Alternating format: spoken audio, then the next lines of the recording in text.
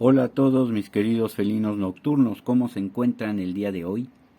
Vamos a seguir con esta serie de lo inexplicable y aquí vamos a hablar de un tema pues apasionante para muchos que se llama la reencarnación del Dalai Lama. Sí, el líder del budismo tibetano y también del budismo internacional.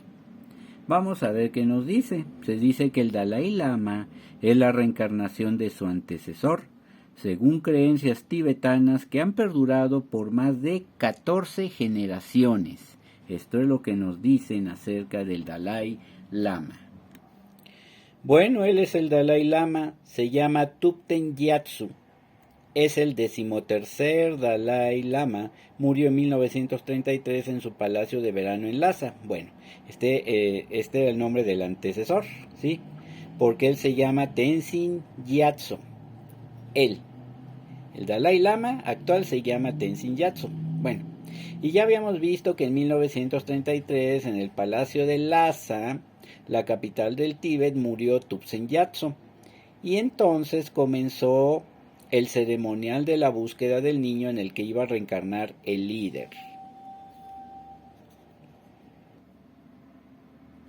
En fin, vamos a ver qué nos dice la historia.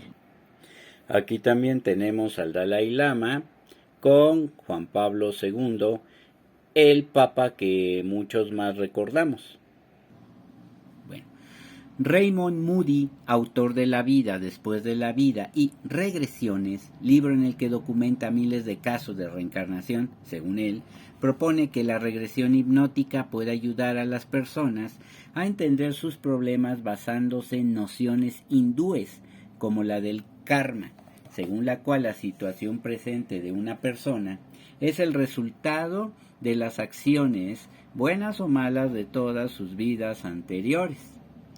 Las vertientes más modernas de la reencarnación afirman que no solo se puede retroceder en tiempo, sino que también se puede incursionar en vidas futuras. Sin embargo, la reencarnación es un campo que todavía rehuyen muchos investigadores de la parapsicología, aunque este sea un fenómeno casi universal en cuanto a creencias y en cuanto a supuestas recordaciones de este tipo de vidas anteriores. ¿Ustedes qué creen? Bueno, ya habíamos visto que el lama Thupten Gyatso se murió en el 33 en su palacio del Potala, allá en Lhasa, capital del Tíbet. Bueno, ¿y qué pasó? Que los lamas, a quienes correspondía la tarea de buscar al nuevo líder, consultaron a los oráculos para que guiasen sus pasos, pero las primeras claves se encontraban cerca de ellos. El cadáver del Dalai Lama fue colocado en un trono orientado hacia el sur, dentro de un santuario en forma de pabellón. Días después, la cara del cadáver del lama estaba inclinada hacia el este y un hongo enorme en forma de estrella había brotado en una de las columnas de madera situadas en el ángulo noreste del santuario. En 1935 el regente de los lamas fue al lago sagrado de Lamoilatso en busca de más signos. Tras orar y meditar, tuvo visiones en las que aparecían 3 letras tibetanas: A, AH, K y Ma. Vio también un monasterio con tejados de jade verde y oro y una casa de azulejos de color turquesa. En 1936 un grupo de búsqueda viajaba hacia el noreste cuando descubrió los tejados verdes y dorados del monasterio de Kumbum y una casa con azulejos azul turquesa en la aldea de Taxer. Bueno, está un poco raro el nombre, Taxer. Allí vivía un matrimonio con un niño que aún no había cumplido 2 años de edad. Los sabios lamas asumieron identidades ficticias y visitaron a la familia. El pequeño reconoció sus nombres y su procedencia y reclamó un rosario que le había pertenecido en su vida anterior y que ahora pendía del cuello de uno de los lamas. Cuando llegó el momento de la partida, el niño insistió en acompañar a los visitantes. El grupo volvió una segunda vez para efectuar nuevas pruebas y el niño comprobó ser el elegido. Las 3 letras tibetanas de la visión correspondían a los nombres del distrito en que vivía la familia del niño y a un monasterio cercano. El niño ascendió al trono del León en 1940 y fue el 14º Dalai Lama del Tíbet. En 1956, el psicólogo estadounidense Edwin S. Solik de la Universidad de Marquette emprendió una investigación destinada a descubrir los vínculos existentes entre aspectos importantes de las fantasías de supuestas vidas anteriores y recuerdos subconscientes propios de la personalidad del individuo. Sí, muy interesante, claro está. Bajo hipnosis, un sujeto experimental dijo que había vivido en el siglo XIX, que se llamaba Dick Wonchalk y que solía navegar por un río en Chalana. Se describió a sí mismo como un solitario, siempre al aire libre.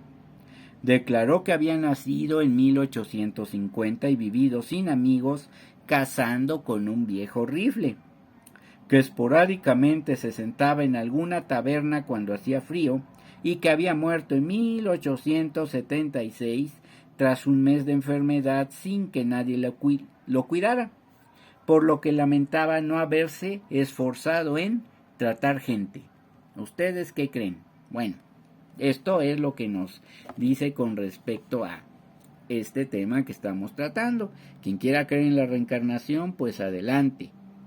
Ahorita les explico un poco sobre la rueda de los renacimientos según el budismo. Bueno, el deseo de continuidad tras la muerte equivale a desear una segunda oportunidad para llevar a cabo anhelos insatisfechos. Asimismo, los hombres desean un pasado glorioso, hecho que se refleja en las personalidades elegidas como antecesores de la otra vida. El célebre médium británico Daniel Douglas Home afirmó en una ocasión: he tenido el gusto de conocer al menos 12 María Antonietas, 6 o 7 María Estuardos, toda una tropa de Luises y otros reyes y unos 20 Alejandros Magnos, pero nunca a un sencillo John Smith. Independientemente de las doctrinas religiosas que rodean el caso del Dalai Lama, el hecho de que el niño haya trabado amistad con los sabios y que haya querido el rosario de su antecesor puede ser interpretado como característico de los pequeños, que suelen sentirse atraídos por la gente amable y frecuentemente desean adueñarse de objetos ajenos cuando estos les parecen agradables. Por otro lado, mediante la hipnosis, se puede hacer regresar a los sujetos a una época anterior de su vida, de modo que aparentemente recuerdan sucesos de carácter traumático, olvidados o reprimidos. Sin embargo, todo el material que surge en un trance hipnótico no prueba de ninguna manera la tesis de la reencarnación, porque el subconsciente humano es un fabulador capaz de engañar tanto al sujeto como al mismo hipnotizador. La personalidad provocada mediante la hipnosis es, en opinión de los investigadores, totalmente imaginaria, como lo es el contenido de la mayoría de los sueños. No obstante, pueden surgir detalles históricamente exactos basados en información adquirida mediante la literatura, la radio o la televisión. El médico ruso Vladimir L. Rykov creó la llamada reencarnación artificial, experimento que consiste en inducir a los sujetos hipnotizados a actuar como si fueran personalidades históricas. A una estudiante de violín se le dijo que ella era el gran violinista vienés Fritz Kreisler, que nació en 1875 y murió en 1962. Y cuando estuvo hipnotizada, tocó como dicho músico. Al ser informado de que era un famoso pintor ruso, un ingeniero aeronáutico consiguió pintar con gran destreza. Por el contrario, un estudiante a quien se convenció de que era un niño de 5 años, dibujó un hombre y un gato como lo haría un niño de esa corta edad. El relato del sujeto experimental de Zolich se asemeja a una película que el hombre había visto, e incluso recordaba la sala en la que se había proyectado. La situación del protagonista, que había perdido a sus padres durante una incursión de los indios, provocó una fuerte identificación emocional, acentuada por los factores de soledad e independencia del argumento. Como el sujeto se había sentido aislado de sus padres desde la infancia, Zolich descubrió que la preocupación por la soledad y el ser aceptado por los demás indujo al sujeto a creer que había reencarnado. Así, sus fantasías le servían para prestigiar ante sí mismo su propia imagen. Otro fenómeno psicológico que refuta la reencarnación es el déjà vu, o sea, ya visto. La sensación de haber estado antes en un sitio desconocido. Este hecho se debe a que uno de los hemisferios cerebrales registra los datos una fracción de segundo antes que el otro, lo que hace que un evento nuevo parezca haber sido vivido con anterioridad. Esto es lo que se nos dice, por lo menos ahorita en este tipo de teorías, sobre lo que sería la reencarnación. Pero ahora sí les quiero explicar también nada más un poquito de qué es eso de la rueda de los renacimientos, llamado también Baba Chakra. Permítanme. Bueno, aquí tenemos la famosa rueda de los renacimientos y vemos que en la parte superior de la rueda están los llamados renacimientos favorables como seres humanos, como dioses o devas y como héroes llamados también asuras. En la parte inferior aparecen los renacimientos desfavorables, ya sea como animales, como espíritus hambrientos llamados pretas y como castigados en el infierno. Se renace en algunos de estos reinos dependiendo del karma anterior, de las acciones realizadas y sus consecuencias, y en el centro aparecen 3 animales. El gallo simboliza el deseo, el cerdo la ignorancia y la serpiente el odio. La lección principal del budismo es justamente la búsqueda del despertar que lleva al nirvana, que es la liberación de la rueda de los renacimientos, venciendo el deseo, la ignorancia y el odio. Esto es lo que se le llama la rueda del samsara. El movimiento de los seres entre renacimientos no es fortuito, sino que está ordenado y guiado por la famosa ley del karma, según la cual todos los seres renacen de acuerdo con la naturaleza y cualidad de sus acciones pasadas. Se dice que los actos de violencia y odio conducen a un renacimiento en un infierno. Los actos ligados con la ilusión y la confusión tienden a conducir a un renacimiento como animal, y los actos de codicia conducen a un renacimiento como espectro. El karma acumulado de algunas conciencias los conduce a otros reinos de existencia. En el budismo se conocen 6 diferentes, según la cantidad relativa de sufrimiento o felicidad que se vive en cada uno de ellos. En la serie de renacimientos todos los seres forman parte del mismo ciclo de vidas. Cada ser humano ha sido animal, espectro, ser infernal y dios en el pasado, y es probable que lo sea de nuevo en algún momento del futuro, si no se portan bien. Pero aquí cabe hacer algunas cuantas acotaciones. Primero, la idea de la reencarnación, de que tenemos varias oportunidades en la existencia en este mundo de tercera dimensión, llevó también a que tanto budistas como hinduistas empezaran a echar, vulgarmente, la hueva. Ay, pues si tengo otra vida, pues al rato vengo y lo hago. Ahorita voy a dedicarme a echar la pachocha, como quien dice. Y los sacerdotes, tanto hindúes como budistas, se dieron cuenta de que entonces, pues muchos de sus fieles lo único que hacían era precisamente vivir por vivir, y entonces ellos crearon la idea de que, te portas mal, vas a reencarnar, pero en un burro, o en un gusano, o en tal situación, porque también hay algo que el esoterismo también maneja y dice que no se puede involucionar. Y pues uno no puede volver a ser, por decirlo así, si uno ya fue animal, no puede volver a ser animal, que toda tu vida te manejes así, eso es otra cosa, ¿verdad? Espero haberme dado a entender, claro está.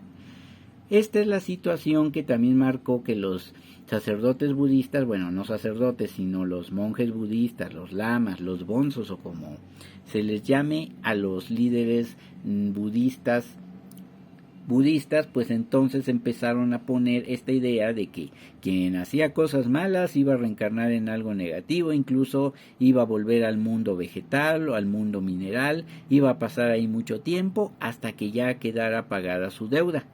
Es por eso que la reencarnación también tiene, digamos, muchas aristas. No es lo mismo la reencarnación en los hindúes que la reencarnación en los budistas. No es lo mismo la reencarnación que cree un chamán de Siberia a lo que llegan a creer algunos judíos, sí, porque hay algunos judíos que sí creen en lo que es la reencarnación. Lo pueden ver, por ejemplo, en el canal Judaísmo Abierto por el rabino Aaron Eschlinger. Ahí pueden buscar también algo de información sobre lo que creen los judíos respecto a la reencarnación. Y en el cristianismo no se cree esto, porque se cree que el alma la forma Dios en el momento en el que se une al cuerpo y que esta humana es única, ¿sí? Y que no puede haber vivido antes y tampoco puede vivir después separada del cuerpo que ya no existe. Es por eso que en el cristianismo no se cree esto. Eso de que la idea de la reencarnación que venía en la Biblia y que Constantino la quitó en el año 325 en el Concilio de Nicea y todo, es algo que no tiene fundamento histórico, lo pueden corroborar. Yo he oído esta teoría, por decirlo así, durante mucho tiempo y hasta ahorita no he encontrado nada. También se me dice que en un concilio allá por el año 600 la teoría de la reencarnación salió. Y pues esto lo dicen los wiccanos, lo decía Robin Skelton, que era un brujo, wicano, por así decirlo, porque no era pues tan adicto, por decirlo así, a los escritos de, ¿cómo se llama el fundador de la Wicca? Bueno, pues esto lo encontré en uno de sus libros. Lo malo es que ya no encuentro el libro para poderles dar lo que es la cita exacta de en qué supuesto concilio, porque en ningún otro concilio yo he visto que la iglesia haya tratado cuestiones referentes a la reencarnación. Sí las hay, no recuerdo las citas, pero lo hicieron condenando precisamente la doctrina de la reencarnación. Y con respecto al Dalai Lama, pues vemos que siempre se ha dado esta situación de ir a buscar al sucesor, y lo encontraron en Tenzin Gyatso allá por 1935-36, como ya lo habíamos visto, y actualmente es un líder tibetano en el exilio que tiene, digamos, su sede no en el Tíbet, de donde tuvo que huir en 1959, sino en la India, en donde está refugiado. En fin, este fue el video que yo les quería dar, y espero que les haya gustado y les haya servido de algo. Suscríbanse al canal, activen la campanita de notificaciones, comenten abajo en la caja de comentarios, denle like al video y compártanlo en todas sus redes sociales. Sin más por el momento, yo, Eric León Gatos Airets, me despido de ustedes. Esta información de la rueda de las reencarnaciones, pues la saqué de aquí, de la Enciclopedia del Estudiante, Religiones y Culturas. Ahora sí, pasen buenas tardes, buenos días o buenas noches. Adiós.